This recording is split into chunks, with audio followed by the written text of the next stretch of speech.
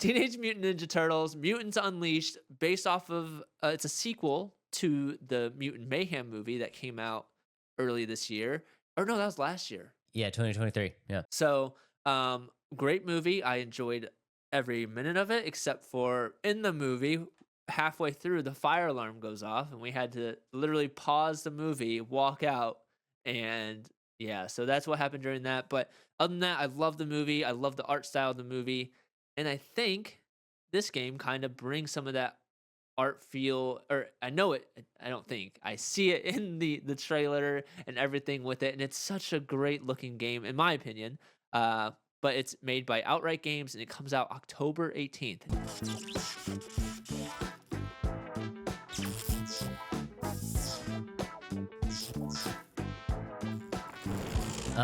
If you look at the trailer, you can see that it definitely fits the vibe of the movie. I think just kind of first glances at it, I'm pretty excited because I think it's kind of exactly what we've come to expect from a Turtles game. In my personal opinion, I feel like TMNT kind of deserves its spot at like the top as one of like the initial kind of beat 'em up brawlers going all the way back to TMNT times. Like I put it in the same category, excuse me, as like Double Dragon, you know what I mean? And if you look at the trailer that we're about to watch, I think it kind of still fits that beat 'em up vibe, but like a little bit more RPG, yeah, a little bit more RPG-ness to this. So I'm really excited for this game. I think it's going to be a good play. There we go. Here's the trailer, and like Dave said, it's definitely very similar to the art style of the movie. The character design is right there with it. And the whole idea is like, so you're seeing a bunch of new mutants and different characters, and that's kind of the whole story is. So after the events of the movie, the ooze is kind of released upon Manhattan or like New York City, and yeah, you have to stop these new found mutants because of the contamination of the ooze throughout New York City. And like Dave said, you can kind of see it's a different approach to how the original Teenage Mutant Ninja Turtles are, with like this almost like you said, like almost like a 3D aspect to it rather than a side-scrolling or like fighting and beat 'em up, and that's really cool, I think. Yeah, it still has that vibes of like the classic 2D brawler, but it really it has more of a feel of like the modern brawler being in the 3D aspect and being able to rotate the camera around and stuff like that. But it also has a little bit more of like RPG elements to it. So if you go back to like what's the most recent one that came out? We covered it. Splinter Fate, that was the roguelite, started on the iPad, now on the Switch and other platforms. Yeah, of course. And then, going back before that one, you had Shredder's Revenge, which I really liked. But those ones were just really traditional brawlers. This one kind of brings that RPG element to it because it has the brawler aspect that we've come to love, but it also has this like I'm struggling to think of another word except for RPG, but it's like the way that you interact with NPCs in the game and like the things that you do can affect the story and like you get different endings and stuff like that. That's not how a TMNT beat 'em up is, you know what I mean? Like you still get that love for the TMT beat 'em ups, but this one just has a little bit more context to it, a little bit more of like those RPG aspects that I personally really love, and I'm excited to see it kind of merge together into one game. They call it their one second here. They call it their bonds with the different characters. The different bonds that you form with different characters, like Dave said, can alter the ending of the story, which I think is really cool. And I also wonder when you create these bonds with these different characters, like do you get more skills or different abilities with like unlocking these better bonds with them. And like you said, the RPG elements are really cool. And on top of that, so they're not considering it as an open world game, but it's like there's open world elements to it where it's not just one mission, next mission, next mission, like a linear story, like cutscenes and things like that. There's elements where like you can go to different like characters and different levels to load up, and that's kind of I wonder if it's going to kind of be like Lego Star Wars when you do the mission and you like kind of pop out and then you can kind of do the side missions within. You know what I'm talking about? Like you load into the mission and then you come back out and you have this little open world aspect to it. Yeah, I think it's almost going to be like I think it's going to be a little bit more closer to an open world than most people think. Like I almost kind of think of like Spidey.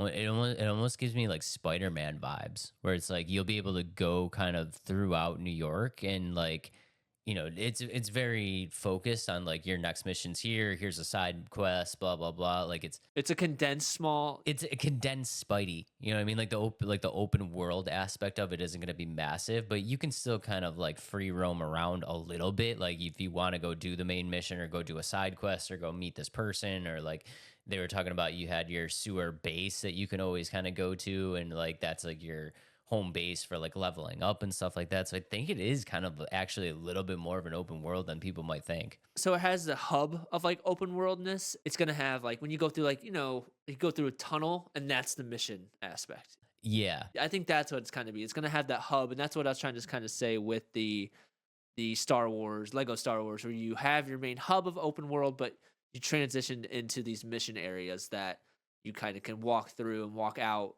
throughout the game as you play. Yeah, because if you look at the trailer, a lot of like what looks to be the main story missions look very linear.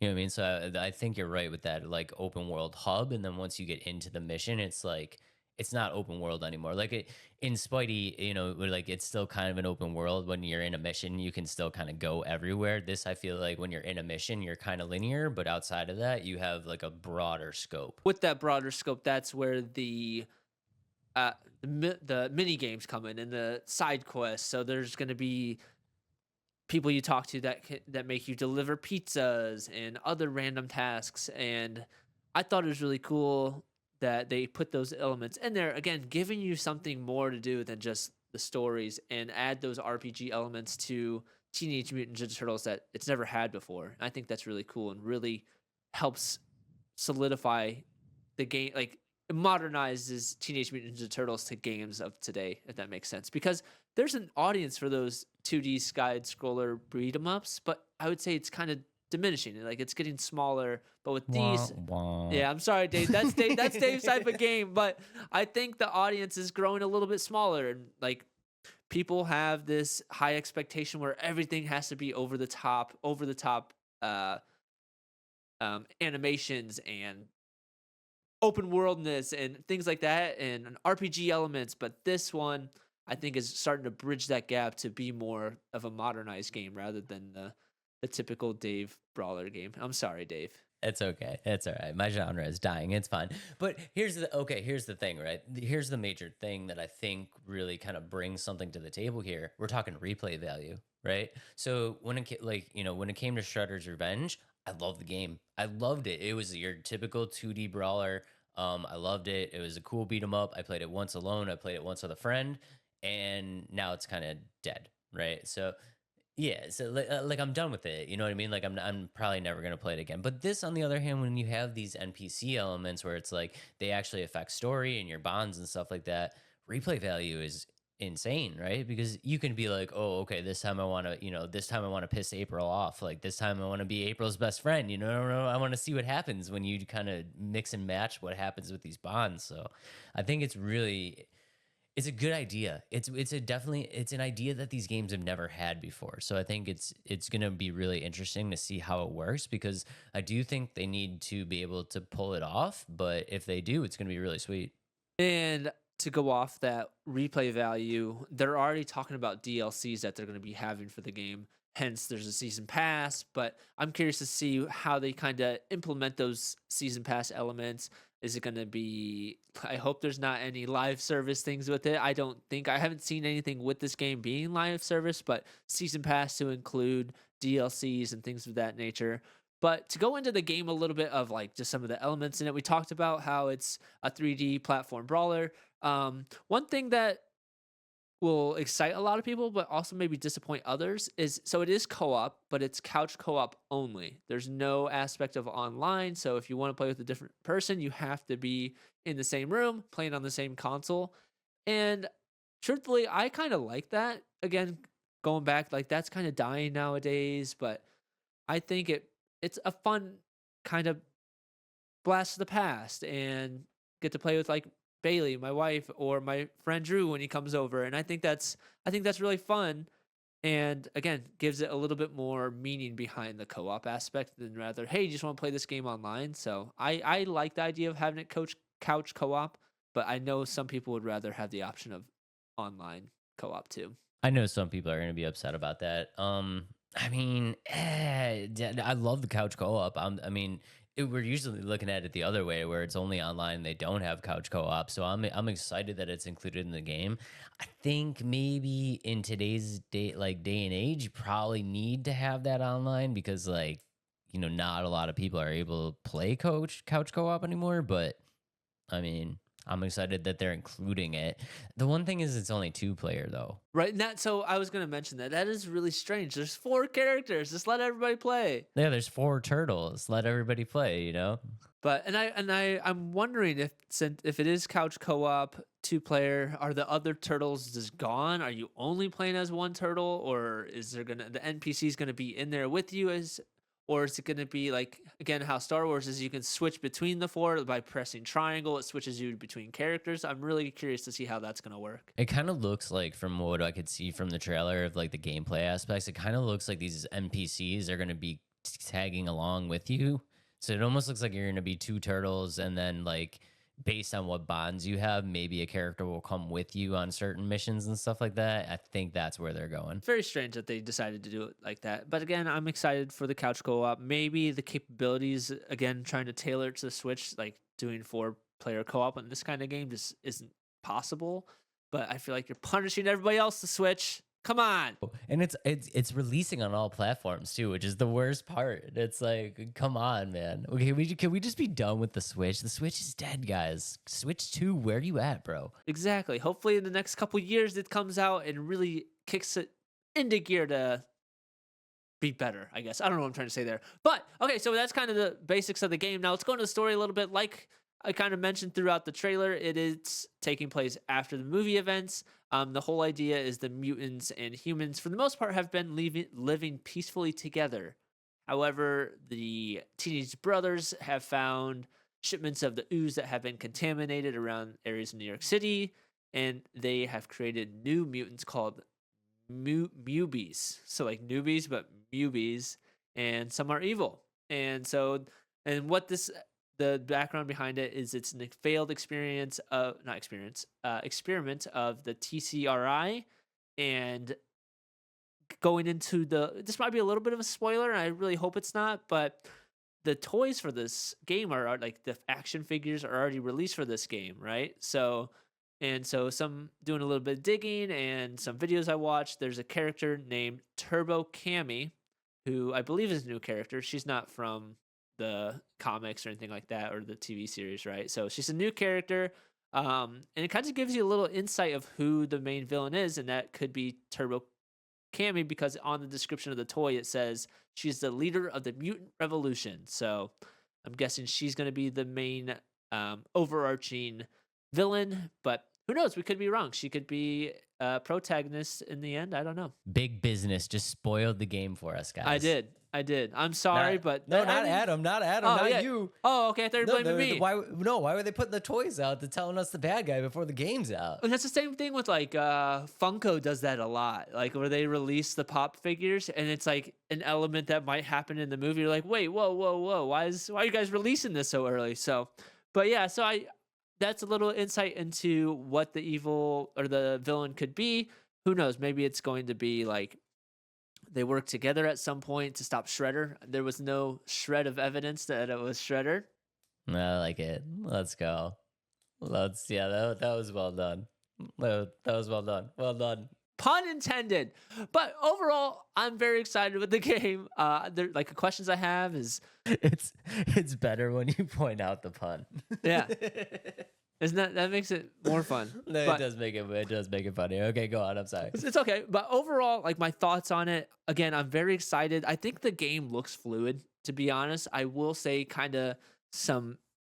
I think some of the attacks look a little bit lighter. Like they don't look like they pack a punch. But I think that it's Teenage Mutant Ninja Turtles. It's more geared to, especially like this iteration of the Turtles are a little bit more kid-like. So I think that kind of makes sense with it. But I would like to see a little bit more weight animation-wise. I think they look good. The traversal, like I think that's gonna be fun. You see them riding on skateboards, Oh, dude, the skateboards and all that stuff. That's sick. and I think that's really fun. And then you see them wall running. Um, and I just think it's gonna be fun. And again, my other big question is like, what is the season pass gonna incorporate? I didn't get much on that.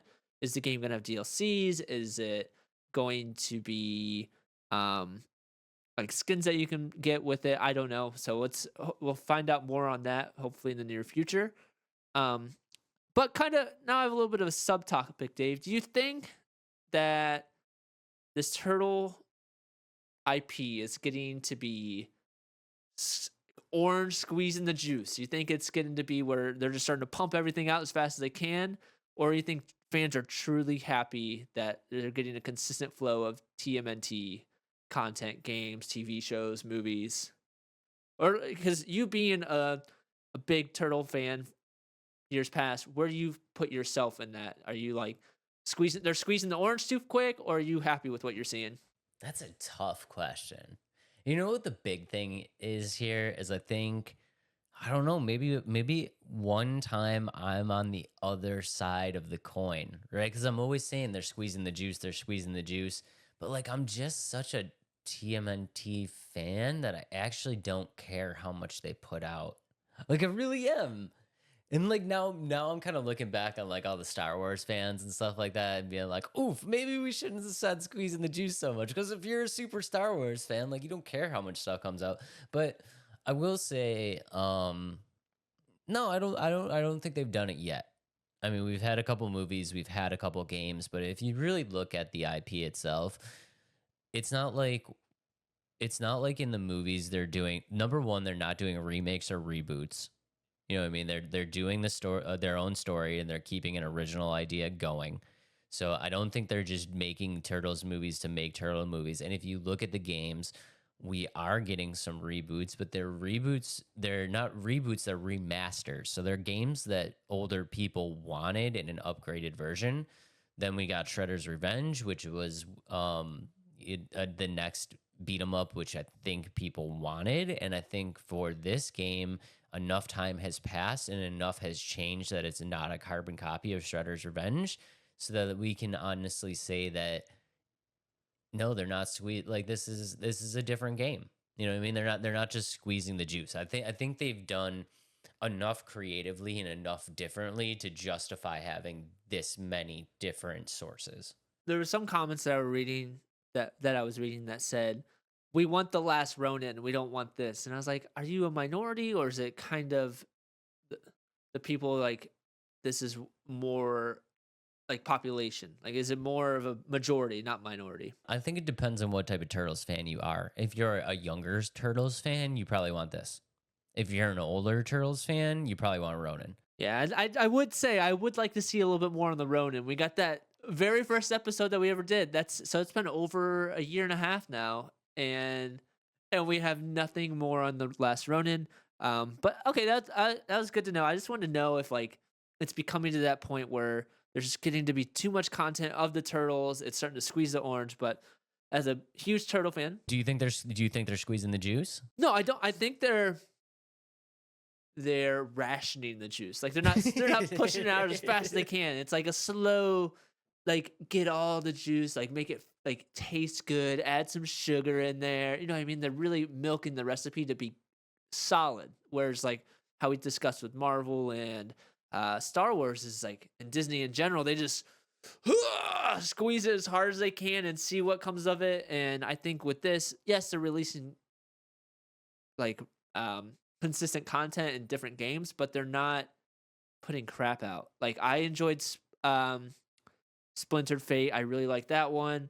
This one looks fun. I love the movie.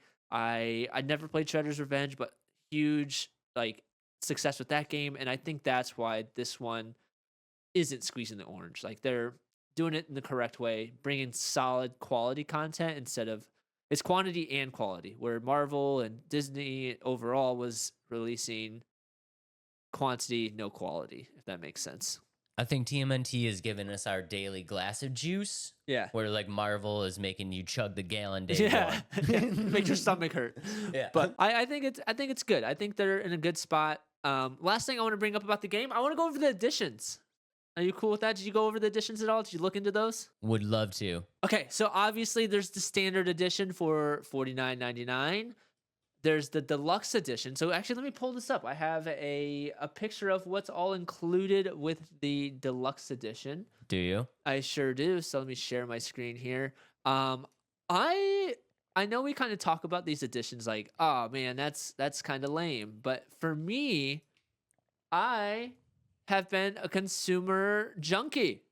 I bought, I pre-ordered this deluxe edition Did because you? I did. So what comes in it is so if you're looking at the picture here, or if you're just listening online, it comes with a steel book, which I thought looked insanely good. So if you're watching on YouTube or you're just listening on Spotify, it's a steel book with a bunch of different stickers of the turtles on it, which I thought was really cool.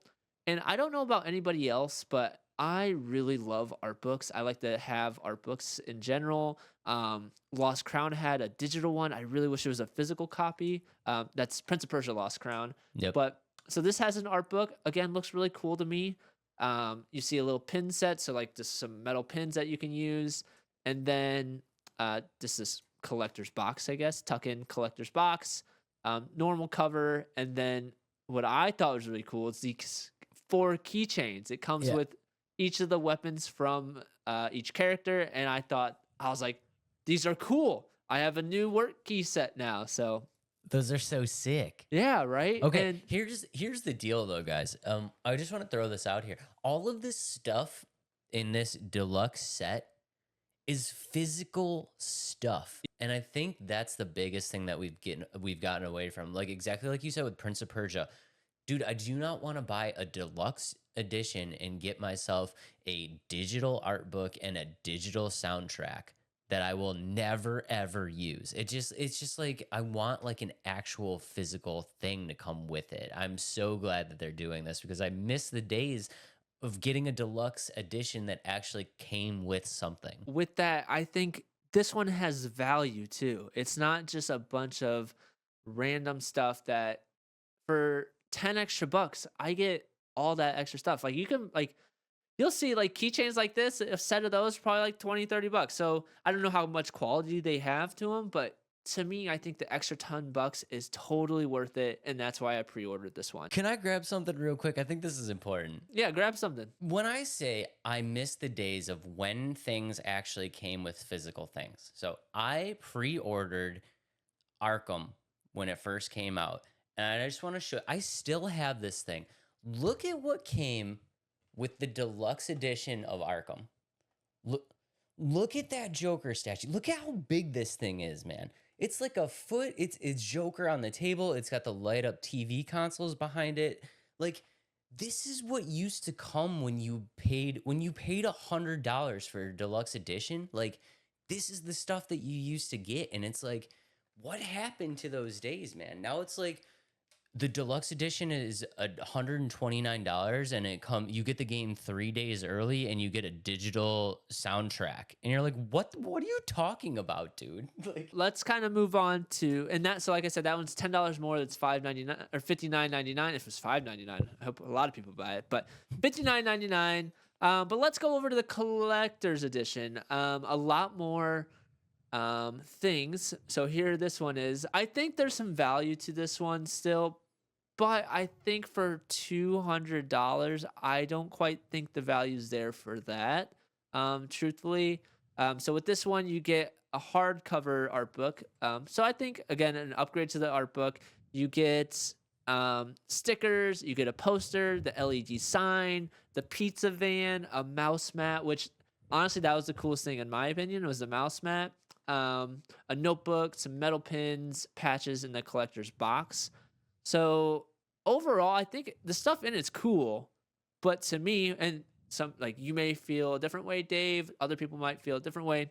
I don't think this has enough value to justify $200, if that makes sense. I don't know if the $200 price tag here is worth it. I Yeah. really don't. If this was like, how much was the one that you pre-ordered? $59.99. If this one was like 99, Yeah. that's what I'm thinking. But to go from 59 to 200 is a pretty Yeah. big jump for the Turtle Van. Maybe if you really, really, really love this particular edition of the Turtles and you Yeah. really want that van, Hmm. um, that's probably the banger item there for Yeah. me. But yeah, $200, See, to me, little I felt steep. like the pizza van, like it's cool and all, but the fact that they just kind of throw a sticker of the turtles on the front windshield, I felt like that was kind of I don't love cheap. that. Yeah, I Honestly, I don't think love I would that. have rather it just been gray, like the rest of the van, to be honest, rather than the sticker of the turtles.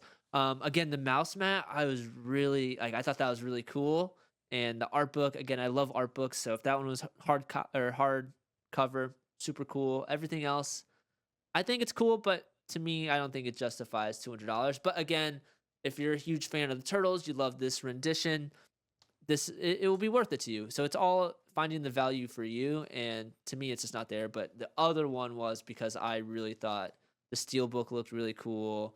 The what else it came? Oh, and then the art book, if that makes sense. You, And the keychains. So you know how old I am. That the coolest thing that I saw there very last second before you dropped it out, the pen that comes with the notebook set that has the little like glowing ooze. Like it's like it's full. It's got like the vial of glowing ooze at the back of it. that is pretty cool. All right, That's it's pretty worth cool. $200 now. Dave's gonna buy and he's gonna get rid of the other stuff. He's just gonna throw the other stuff away.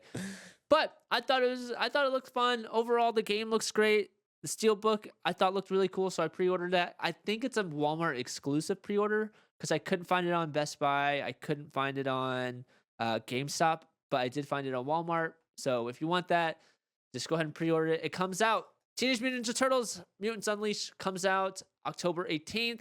Get the Steelbook edition, $59.99. If you really want the collector's edition, $200, $199 to be exact.